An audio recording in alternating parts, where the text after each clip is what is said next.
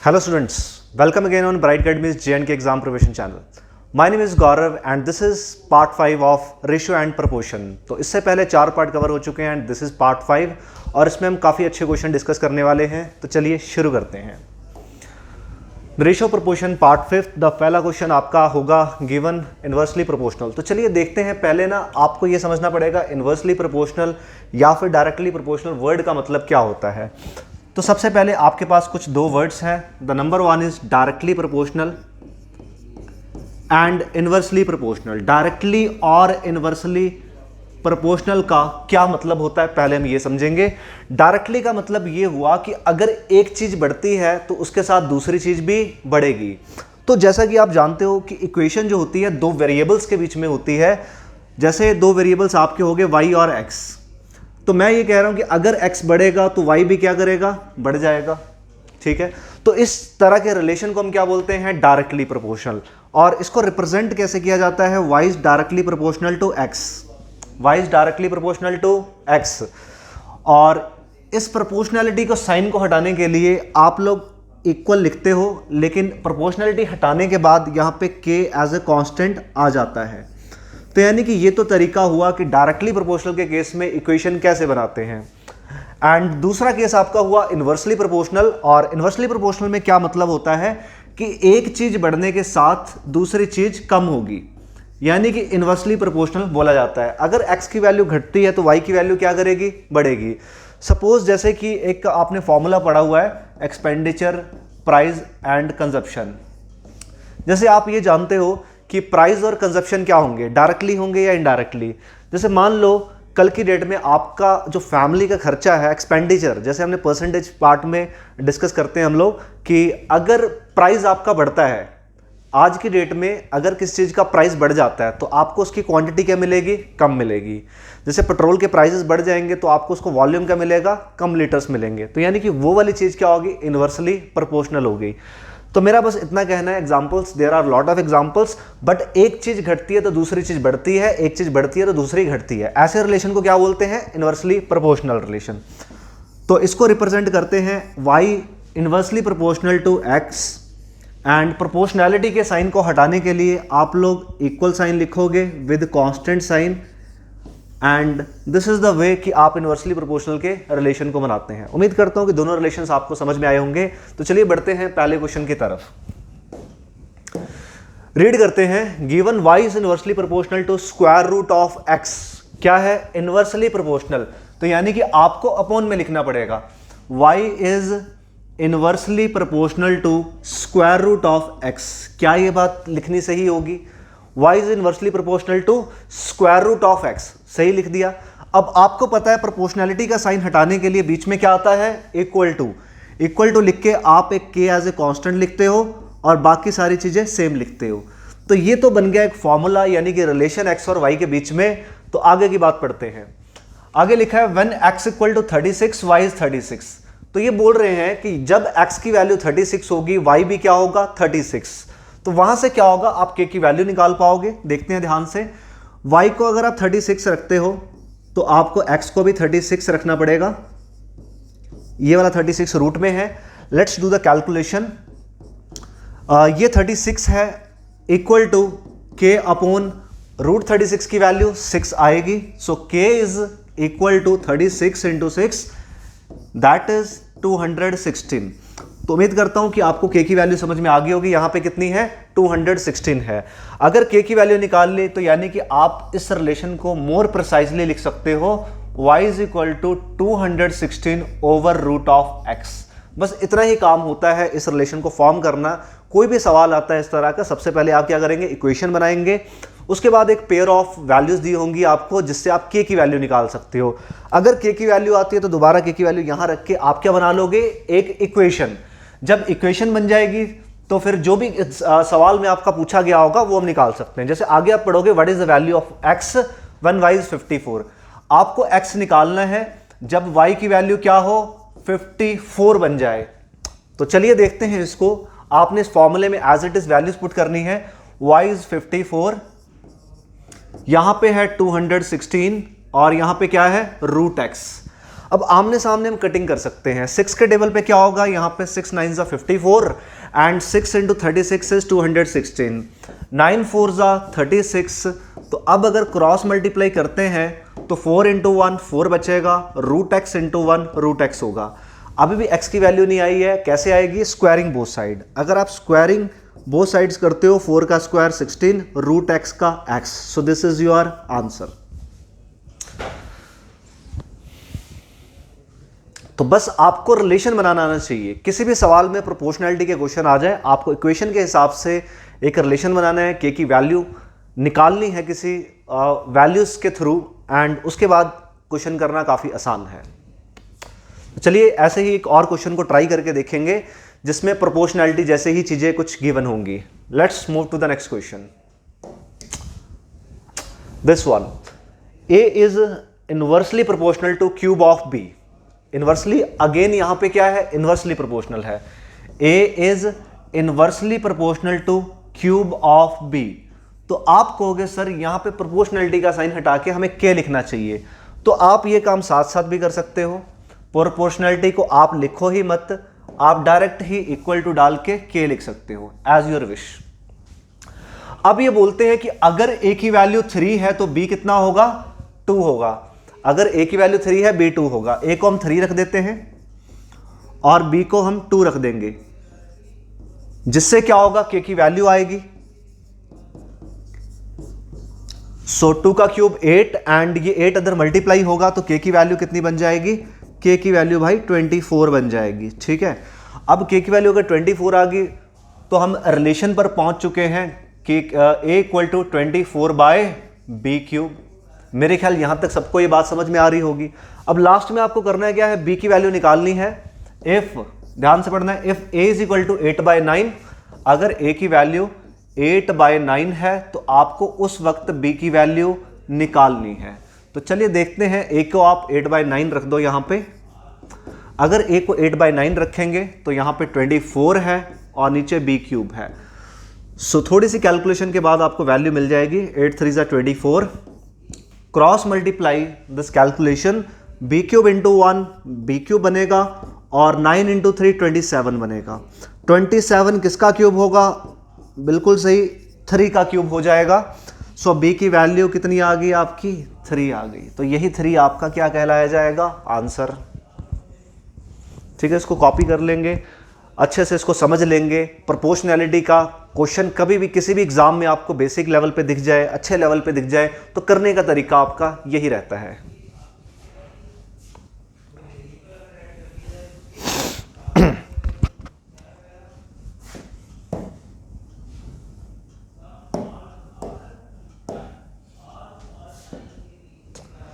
तो चलो एक और क्वेश्चन करते हैं। उम्मीद है पिछला वाला क्वेश्चन आपको समझ में आ गया होगा। And now the next question is, the price of gold is directly proportional to square of its weight. अब देखो फिर से डायरेक्टली प्रोपोर्शनल वाली बात है, पहले इनवर्सली था, इस बार डायरेक्टली है।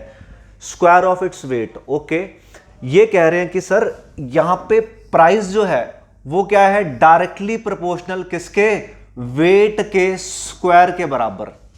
प्राइस किसके डायरेक्टली प्रोपोर्शनल है, वेट के स्क्वायर के बराबर। चलिए ये बात समझ में आ गई।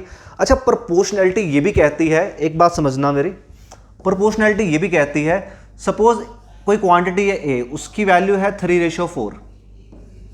ठीक है, कोई वैल्यू है ए और उसकी पहले वैल्यू 3 थी, बाद में 4 है, तो 3:4 है। और ये बताया गया है कि A is directly proportional to B. तो फिर आप बताओ बी की रेशियो क्या होगी, जो बी क्वांटिटी है उसकी रेशियो क्या बन जाएगी, बी क्वांटिटी की रेशियो बन जाएगी सेम। डायरेक्टली प्रोपोर्शनल में रेशियो रहती है सेम। ठीक है, अगर ये बोला जाता कि इनवर्सली प्रोपोर्शनल है, अगर ये बोला जाता है इनवर्सली प्रोपोर्शनल है, तो फिर बी की रेशियो आपकी क्या बन जाती, 3 का आप 1/3 लिख देते, 4 का आप 1/4 लिख देते। ठीक है, तो प्रोपोर्शनैलिटी आपकी इस तरह से चलती है। जैसे स्क्वायर बोला होगा तो हम स्क्वायर भी कर देंगे। चलिए, ये तो बात रही प्रोपोर्शनैलिटी से रिलेटेड, एक सिंपल बात है, जिनको नहीं समझ आई दोबारा हम डिस्कस करेंगे, ये समझ में आ जाएगी। तो यहां पे आपका लिखा हुआ था, price is directly proportional to square of its weight. Price is directly proportional to square of its weight. आगे देखते हैं, a person broke down gold in the ratio 3:2:1. A person break the gold into 3:2:1. तो भाई ये gold के PCs हैं, तो यानी कि इस पार्ट में ब्रेक कर दिया किसी ने गोल्ड को, तो इसका मतलब ये होगा कि सपोज ये गोल्ड के वेट की रेशियो है कि भी पहला पार्ट जब गोल्ड को ब्रेक किया गया तो पहले पार्ट की रेशियो 3 आई, उसका वेट सपोज 3 kg था, दूसरे पार्ट का वेट 2 kg था एंड तीसरे पार्ट का वेट 1 kg था. तो इसका मतलब कि जो टोटल गोल्ड होगा 3, 2, 5 और 1 6 किलो का होगा. ऐसा हो सकता है कि एक 6 किलो का गोल्ड है, उसको 3 पीसेस में ब्रेक कर दिया इस रेशियो में, राइट. चलिए आप बेटरली आप x लिख लो तो ज़्यादा अच्छा है. जैसे अगर मैं ये कहूं कि टोटल पीस जो था, टोटल वेट था आपका 6x, ठीक है, किसी गोल्ड का टोटल वेट था 6x, आपने उसको ब्रेक कर दिया 3 पीसेस में 3x, पहला पीस आपका 3x, दूसरा पीस आपका 2x और तीसरा पीस का वेट 1x होगा. यहां तक बात क्लियर है. आगे बढ़ते हैं. एंड सोल्ड, उसने क्या किया, इस बड़े से गोल्ड के टुकड़े को 3 पीसेस में तोड़ा और अलग अलग मार्केट में बेच दिया. एंड इनक्योर्स अ लॉस, ऐसा करने पे उसको 4,620 रुपए का लॉस होता है.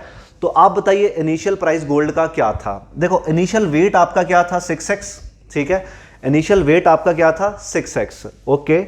टोटल वेट 6x था, 3 पीसेस का वेट ये था. अगर मैं बात करूं प्राइस की, अगर मैं बात क्या करूं प्राइस की, तो आप बताओ सर कि प्राइस की रेशियो क्या होगी. आप इनिशियली देखोगे, आप पहले इनिशियली देखोगे, फिर आप देखोगे आफ्टरवर्ड्स कि प्राइस क्या बन जाएगा. इनिशियली देखो वेट आपका 6x था, तो प्राइस क्या होगा, प्राइस आपका क्या होगा, आप इक्वल टू भी मान सकते हो. जिस क्वेश्चन में आपको प्रोपोर्शनलिटी के की वैल्यू नहीं दी, आप इक्वल मान सकते हो. तो अगर प्राइस वेट के डायरेक्टली प्रोपोर्शनल है, तो वेट अगर 6x है तो प्राइस कितना होगा, प्राइस आपका होगा 36x². इस बात से सभी सहमत होंगे कि भी पहले जो बड़ा पीस था ना उसका प्राइस 36x² है. जब 3 पीसेस बन गए हैं तो यानी कि जो पहला पीस है उसका प्राइस कितना होगा 9x², दूसरा पीस यानी कि 2x है, इसको आप स्क्वायर करोगे, दूसरे पीस का प्राइस 4x² और तीसरे पीस का प्राइस 1x². यानी कि इनके प्राइसेस हमने निकाल लिए ब्रेक करने के बाद. तो इनके प्राइसेस को अलग अलग मार्केट में बेचा. देखा जाए उसने कुल कमाई कितने होंगे पैसे, 9, 4, 13 और 1, 14, 14x² रुपीज़ बेचने के बाद उसको प्राइस मिला होगा. जबकि इनिशियली उसको प्राइस कितना मिल रहा था, बिना तोड़े बेचे तो कितना मिल रहा है 36x². यानी कि जाहिर सी बात है उसको क्या हो रहा है, यहाँ पे लॉस हो रहा है. कितना लॉस हो रहा है, यहाँ पे आप माइनस कर देंगे तो माइनस करके पता चलेगा कि यहाँ पे 22x² का लॉस होगा. यहाँ पे 22x² का लॉस होगा. इतनी बात समझ में आ गई सभी को. यहाँ पे 22x² का लॉस होगा. लेकिन क्वेश्चन में क्या बोला है, 4620 का लॉस हो रहा है. तो इसका मतलब भाई जो 22x² की वैल्यू है वो किसके बराबर होगी, ₹4620 के बराबर होगी, ठीक है. एंड यहाँ से हम x² निकाल सकते हैं. 22 के टेबल से काटोगे, 22 गुना 2 44, तो 1 बना, 22 एकम 22 फिर 0. तो एक x² की वैल्यू यहाँ पे कितनी आ रही है, सॉरी यहाँ पे कुछ गलत लिखा है. 22 के टेबल पे यहाँ पे क्या होगा, 22 गुना 2 44, 22 एकम 22 फिर 0. तो ये आपकी x² की वैल्यू आ गई. यहाँ पे कितनी आ गई, x² की वैल्यू आ गई. आपको x नहीं निकालना, आपको निकालना है इनिशियली प्राइस कितना था. इनिशियली प्राइस कितना था 36x². तो यानी कि आप लिखोगे initially the price is 36 × x². 36 × 210 आपका आंसर बन जाएगा. इसको कैलकुलेट भी कर सकते हैं. 36 गुना 2 72, 36 एकम 36 और जोड़ोगे इसको कितना बन जाएगा आपका 7560 रुपीज़ बन जाएगा. तो इनिशियली प्राइस आपको इतना गिवन रहा होगा. समझ में आ रहा है सभी को क्वेश्चन ये वाला. तो जैसे प्राइस कभी भी आप अगर price directly proportional to weight square है तो आप ब्रेक करके बेचोगे तो डेफिनेटली लॉस होगा, जैसा कि हमें यहाँ पे समझ में आ रहा है, ठीक है.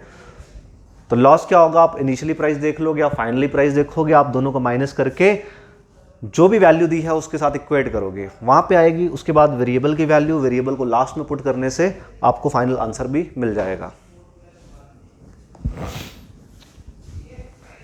ठीक है. चलो इसके बाद हम नेक्स्ट आगे बढ़ते हैं.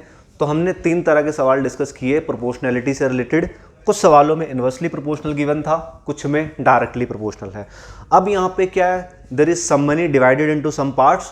तो आपने शेयर्स वगैरह किस तरह से निकालने होते हैं उसकी बात हम करेंगे। तो पहला क्वेश्चन रीड करेंगे इसको ध्यान से।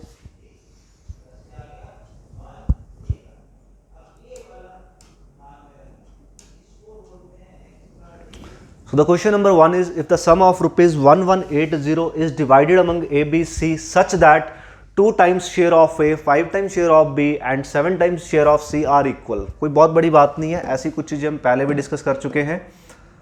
तो क्या मतलब होगा इसका, 1180 रुपये 3 लोगों में बांटे गए, तो बोल रहे हैं कि 2 टाइम्स A का share, 2 times share of A and 5 times share of B and 7 times share of C, ये सारे के सारे क्या होंगे, इक्वल होंगे। इसके बाद आपको निकालना शेयर किसका है, A का शेयर निकालना है। तो भाई सिंपल सी बात है, आप पहले ABC की रेशियो निकाल लेंगे। उसके लिए आपको करना पड़ेगा 7, 5 और 2 का एलसीएम। 5 into 2 10 into 7 70। क्योंकि नंबर को प्राइम थे तो आप एलसीएम क्या करते हो, मल्टीप्लाई करके ही निकाल लेते हो। अब आप यहां पे कटिंग कर सकते हो, यहां पे एक के नीचे कितना आएगा 35 और 14 5 ज़ा 70, तो B के नीचे यहां पे कितना आएगा 14 आ जाएगा एंड सिमिलरली यहां पे C के नीचे 10 आ जाएगा। ऐसा क्यों किया, क्योंकि आप जानते हो डिनोमिनेटर्स में ही लिखी हुई चीज को रेशियो एक्चुअल वाली बोले जाता है, तो तभी हमने यहाँ पे 70 से डिवाइड कर लिया था। तो कभी भी नंबर साथ में लिखे हैं तो बट आपको चाहिए होता है डिनोमिनेटर्स में। The reason is very simple. देखो अगर मैं यहाँ पे सबको के लिख दूंगा तो आप कहोगे A/35 को अगर के रखें A आएगा 35K, ठीक है, क्या आएगा A 35K और B कितना आएगा इसी तरह से 14K और C भी कितना आ जाएगा इसी तरह से 10K। तो आप कहोगे अगर रेशियो निकालनी इनकी तो K कट जाएंगे, तो 35 14 10 ही इसकी रेशियो बन जाएगी। अब ऐड करके देखते हैं 30 40 50 59। सो 59 यूनिट टोटल रेशियो बन रही है, 59 यूनिट टोटल रेशियो बन रही है किसकी, पैसों की जो डिवाइड किए गए। और यहाँ पे पैसे कितने हैं 1180। तो अगर आप 1180 रुपए को 59 यूनिट के बराबर रखते हो तो साफ समझ में आ रहा है एक यूनिट की वैल्यू कितनी बन जाएगी 20। एक यूनिट की वैल्यू 20 रुपीज़ बन गई। अब आपको निकालना क्या था, शेयर ऑफ ए। अब शेयर ऑफ ए आपको निकालना है, तो शेयर ऑफ ए भाई साहब यहाँ पे देखोगे तो कितना आ रहा है 35। तो शेयर ऑफ ए कितना आ रहा है 35 यूनिट आ रहा है। तो 35 इंटू 20, एक यूनिट की वैल्यू 20 रुपये, 35 यूनिट की वैल्यू 700 रुपये आंसर आ जाएगा। क्लियर है, एक बहुत ही सिंपल सा सवाल था। आपने रेशियो को बेसिक टर्म्स में कन्वर्ट किया और टोटल ऐड करके आपने क्या रखा 1180 के बराबर रखा। एक यूनिट की वैल्यू आ गई, इसका मतलब आप जिसका भी शेयर पूछा गया उतने यूनिट्स की वैल्यू निकाल सकते हो। उम्मीद करता हूं कि इसमें कोई दिक्कत नहीं रही होगी, सबको ये बात समझ में आ गई होगी। तो चलिए, ये तो हमने एक रिवीजन के तौर पे क्वेश्चन किया। नेक्स्ट क्वेश्चन ट्राई करेंगे इस पे। वीडियो पॉज करके एक बार इस क्वेश्चन को ट्राई करने की कोशिश करें आप, देन इसको हम डिस्कस करते हैं।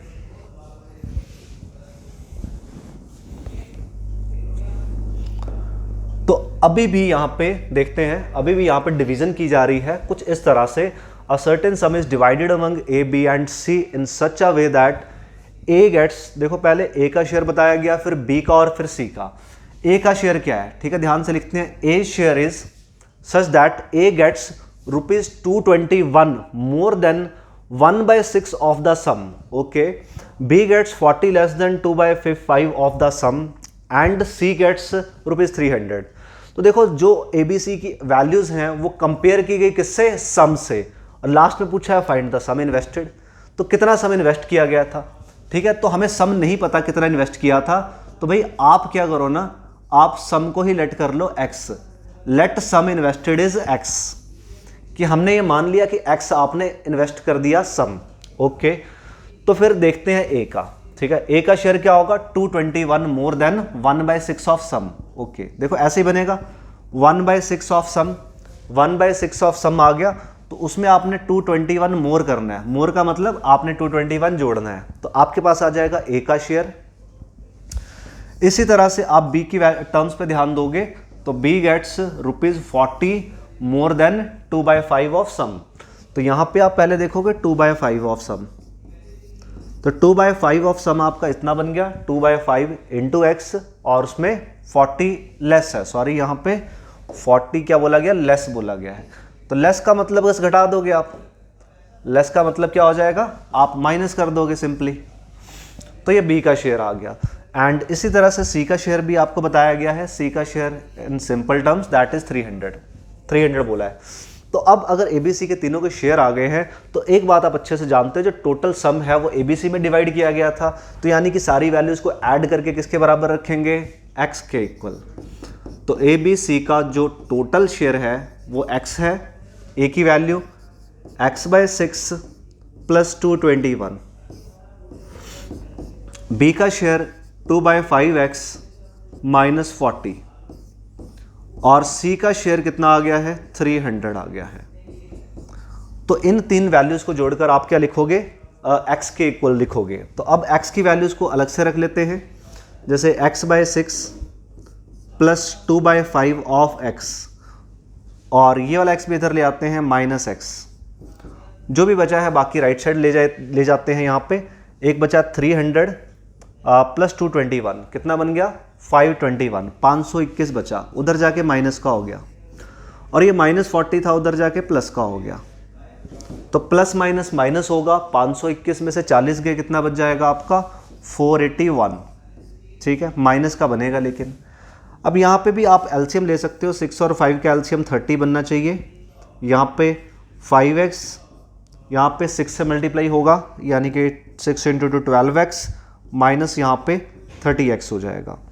अगर मैं ध्यान से देखूँ 12 और 5 17, 17 में से 30 गए, कितना बन जाएगा, 17 में से 30 गए 13x बन जाएगा। तो minus 13x over 30 equal to -481। Minus से माइनस कैंसिल हुआ, 13 से हम काटते हैं इसको, 13 × 3 क्या होगा, 39 बन जाएगा।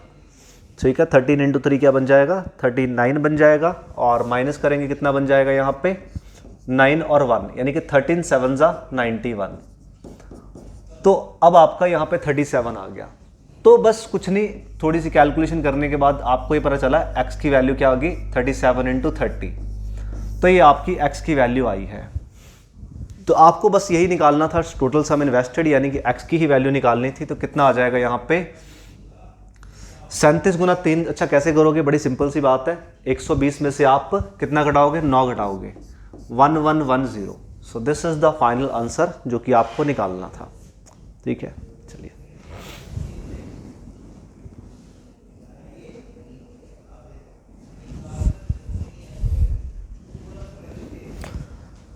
now moving to the next question.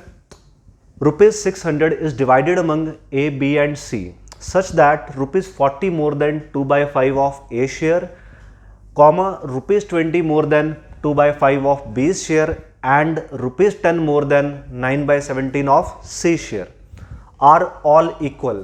आपको इस क्वेश्चन में तीन तरह के शेयर दिए हुए हैं जो कि आपस में सारे के सारे इक्वल है। तो आपको बाद में निकालना है क्या है, A है। तो देखो यहाँ पे आपको एग्जैक्टली बेसिक्स के ऊपर ही काम करना पड़ेगा, आप डायरेक्टली क्वेश्चन को नहीं कर सकते हो। ठीक है, जैसे आपने कुछ याद रखा होगा कि नीचे वाली चीज़ों को आप रेशियो बोलते हो, फिर आप सॉल्व कर लेते हो, बट यहाँ पे ऐसा कुछ नहीं लगेगा। तो आज स्पेशली मैंने वही क्वेश्चन रखे हैं जिन पे आप डायरेक्ट ट्रिक नहीं लगा सकते हो, और एग्जामिनर इन क्वेश्चंस को साफ तौर पे पूछता है। तो कैसे करेंगे, देखो 600 को आपने डिवाइड किया है 3 पार्ट्स में। कैसे, ABC such that ₹40 more than 2/5 of A share. देखो इन्होंने बोला 40 more than 2/5 of A share, तो A के शेयर का आपने 2/5 ले लिया और उसमें 40 जोड़ दिया। ठीक है, पहली वाली लाइन यही बोल रही है कि ₹40 more than 2/5 of A share, तो A के शेयर में A के 2/5 शेयर में आपने 40 जोड़ दिया, कॉमा उसके बाद है 20 more than 2/5 of B share. तो 2/5 ऑफ B शेयर, उसमें आपने क्या करना है, 20 जोड़ना है। एंड लास्ट में बोला है ₹10 more than 9/17 of C share. देखो 9/17 ऑफ C शेयर, उसमें क्या करना है, ₹10 more करना है, तो आपने 10 जोड़ दिया। आर ऑल इक्वल, ये जो कॉमा के साथ तीनों बातें की गई हैं, ये तीनों की तीनों क्या होंगी, आपस में इक्वल होंगी। तो अब आप बताओ ए का शेयर क्या होगा अगर टोटल पैसा यानी कि a प्लस बी प्लस सी की जो वैल्यू है वो 600 दे रखी है। तो कुछ नहीं, आपको यहाँ पूरा कैलकुलेट करना पड़ेगा, पूरी प्रोसेस को आपको बड़े ध्यान से देखना है तो ही आप समझ पाओगे। देखो ये 3 चीज़ें तो आप बना पा रहे हो। इसको अगर मैं k के इक्वल रख दूँ, इसको मैं क्या रख दूँ भाई, k के इक्वल रख दूँ, तो ये पहली वाली चीज़ और ये k अगर आप इक्वेट करो तो क्या होगा, ठीक है, समझने की कोशिश करें। तो a की वैल्यू क्या आएगी, k माइनस 40 इंटू 5/2। चलिए मैं लिख के बता देता हूँ, 2/5 ऑफ a शेयर प्लस 40। इसको अगर मैंने k के बराबर रखा तो k माइनस 40 बन गया ये, ठीक है जी, यहाँ तक बात क्लियर है। 2/5 ऑफ a शेयर क्या बन गया, k माइनस 40 बन गया, और a की वैल्यू आप निकालोगे तो k माइनस 40 के साथ 5/2 लग जाएगा, तो ये आ गया a का शेयर। मैं भी आपको वही कह रहा था डायरेक्टली कि यहाँ पे k है तो k माइनस 40 किया, और जो 2/5 है ये रिवर्स हो गया। तो इसी तरह से आप सोचने की कोशिश करो b का शेयर क्या होगा। तो जैसे मैं कहूँ कि 20 क्या हो जाएगा, माइनस हो जाएगा, तो k माइनस 20 अगर आप यहाँ पे लिखो, k माइनस 20 लिखो और साथ में जो ये 2/5 है तो ये क्या बन जाएगा, अगेन 5/2 बन जाएगा। क्लियर। सिमिलरली अगर हम c की बात करें तो ये 10 माइनस हो जाएगा, k माइनस 10, और साथ में क्या लिखा है 9/17, और इधर आके 17/9 बन जाएगा।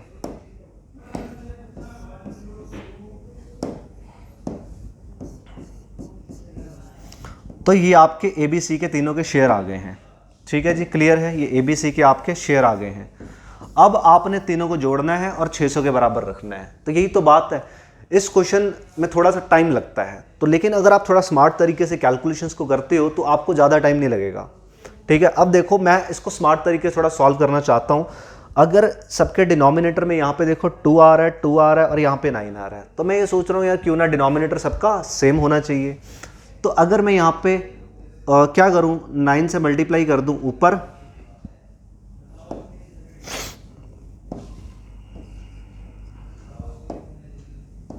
तो यहाँ पे 5 था, मैंने कहा अगर 9 से ऊपर मल्टीप्लाई कर दें, यहाँ पे 9 से नीचे कर दें, कोई दिक्कत नहीं होनी चाहिए। सिमिलरली यहाँ पे भी इंटू 9 अपॉन 9 कर सकते हैं, और यहाँ पे आप सिमिलरली इंटू 2 और इंटू 2 कर सकते हो। ऐसा करने का मकसद सिर्फ इतना था कि अपॉन में सेम बन जाए। अभी आप अपॉन में देखो यानी डिनोमिनेटर में देखो आपका 18 बन रहा है। तो चलिए जोड़ने का काम शुरू करते हैं। a, b और c को आपने जोड़ना है, तो जोड़ेंगे कैसे, जोड़ने का तरीका क्या है। अपॉन में तो देखो सबके 18 ही बन रहा है, तो वो मैंने साइड में रख लिया, सबके अपॉन में 18 है। न्यूमरेटर्स पे काम करते हैं, 9 5 45, तो ये 45 इंटू के कितना बन गया 45k, तो यहाँ पे भी 45k प्लस 45k कितना बन गया 90k, और ये बन रहा है 34, 90k प्लस 34k तो कितना बन जाएगा 90 प्लस 34 124k बन जाएगा, ठीक है। केवल ही बात खत्म हो गई। अब आगे देखते हैं कांस्टेंट की तरफ, तो 45 इंटू 4 कितना बन जाएगा 45 इंटू 4 180, 0 1800 बन गया, माइनस 1800 आपका 1 बन गया है, और 45 इंटू 20, 45 इंटू 2 होता है 90, 90 इंटू 0 यानी कि 90 के साथ एक 0 900, और इधर कितना बन गया 34 इंटू 10 तो यानी कि 340। तो इन सारे नंबर्स को आप एक बार जोड़ के देख लेंगे तो ये बनेंगे 4, यहाँ पे 17 18 19 20, और यहाँ पे कितना बन गया 3040, सो माइनस 3040। यहाँ तक हम बात निकाल पा रहे हैं, ठीक है। तीनों को जोड़ना समझ में आया कैसे जोड़ा है।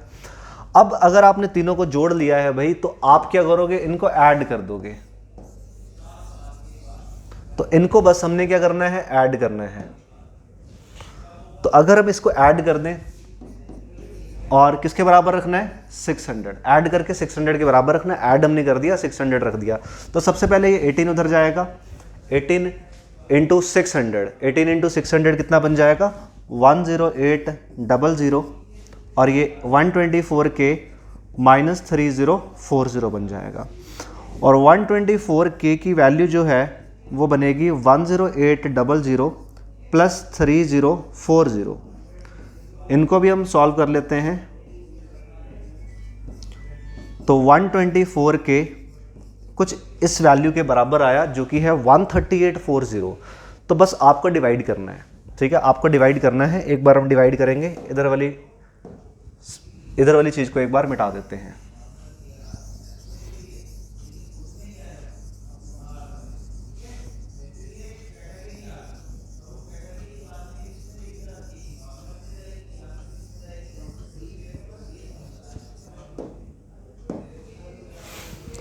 तो 13840 को अगर आप 124 से डिवाइड करें, उम्मीद है पूरा कटना चाहिए, तो यहाँ पे 124 बन गया और यहाँ पे क्या आएगा यहाँ पे आएगा 4 और 144 बन गया। तो आप अगेन क्या करोगे, 1 पे करोगे, आपका 124 बन जाएगा और यहाँ पे 200 ऊपर से भी यहाँ पे बन रहा है।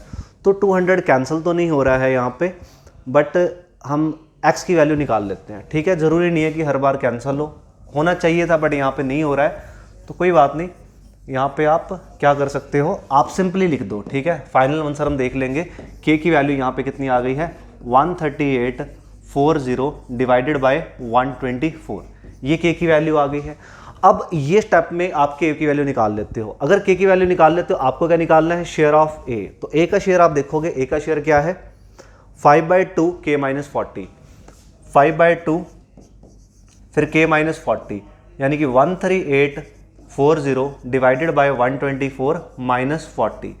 तो यही इस चीज़ को बस सॉल्व करना है आपने सिर्फ, और यही आपकी होगी a की वैल्यू। जैसे आप देख रहे हो 4 से कट जाएगा, तो जो भी वैल्यू बनेगी, चाहे वो पॉइंट्स बने कुछ भी बने, तो अकॉर्डिंगली वही आपका क्या होने वाला है, आंसर। तो बेसिकली इस क्वेश्चन में हमारा मकसद क्या था, अप्रोच हमें समझ में आए कि इस तरह के क्वेश्चंस में हमने प्रोसीड कैसे करना है। तो प्रोसीड करने का तरीका बेसिक्स के थ्रू ही स्टार्ट करना है आपने। कोई ट्रिक यहाँ पे नहीं लग सकती, ना ही आप लगा पाओगे, और आपको बेसिक से स्टार्ट करके ही इसका आंसर निकालना है। इसको एक बार देख लीजिए ध्यान से।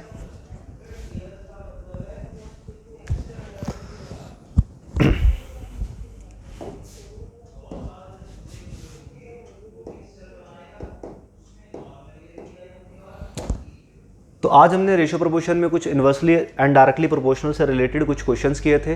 ठीक है, जिसमें हम गोल्ड के पार्ट को ब्रेक करते थे, इस तरह के भी क्वेश्चन आ जाते हैं। एंड फिर जब टोटल वैल्यू को डिवाइड करना होता है सम पार्ट्स में, तो अगर डायरेक्ट रेशियो दी होती फिर तो हम निकाल लेते थे, जैसे पहली बेसिक वीडियो में हम निकाल लेते थे। बट अगर डायरेक्टली नहीं है, यानी कि चीज़ें घुमा फिरा के दी जाए, तो कैसे क्वेश्चन करने, तो उसके ऊपर आपने आज कुछ नई चीज़ें सीखी हैं। उम्मीद करता हूँ आपको ये समझ में आई होंगी। तो बाकी आज की वीडियो के लिए इतना ही, और नेक्स्ट वीडियो में हम नेक्स्ट पार्ट से कुछ अलग टाइप्स जो एग्ज़ाम में पूछी जाती है उनसे स्टार्ट करेंगे। Thank you.